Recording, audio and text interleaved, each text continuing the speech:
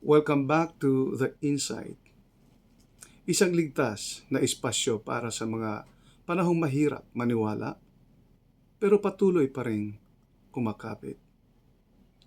Today's episode is titled Faith Under Fire Through Sickness.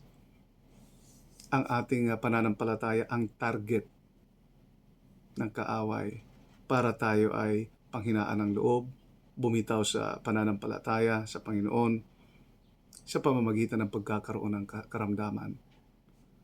Kapag nga naman kasi ang karamdaman ay umaatake, lalo pat magkasunod-sunod na wala tayong malalapitan, wala tayong finansyal, na para bang kumbaga tinatalikuran na tayo ng buong mundo. Tandaan po natin na kapag may sakit ang ating katawan, madalas nadadamay ang pananampalataya. Yes, totoo po yan. May mga tanong na dumarating, bakit ako? Kung mahal ako ng Diyos, bakit may sakit pa rin? Diba? Tinatanong natin ang Diyos o ang ating sarili. Nagdadoubt tayo, nagdadalawang isip tayo. Should I continue believing the Lord despite sa aking mga nararamdamang hindi maganda sa katawan ko? At dito madalas umaatake ang kaaway. Ginagamit niya ang ating sakit para iparamdam at tayo nag-iisa.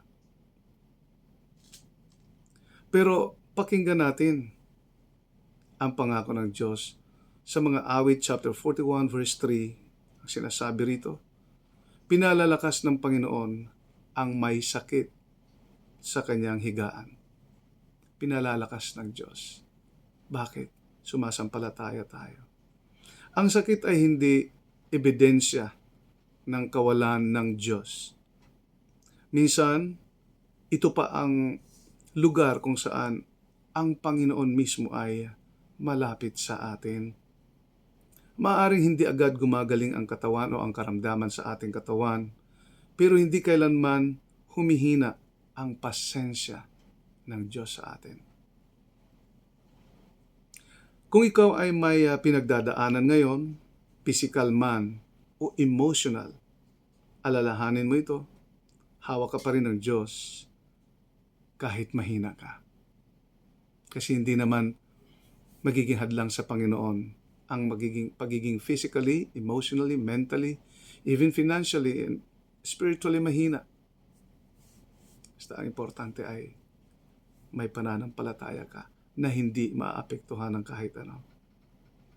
Ito ang The Insight.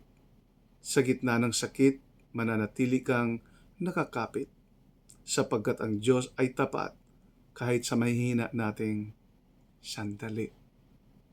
Hanggang sa muli, ito po ang inyong lingkod, Albert Loyola.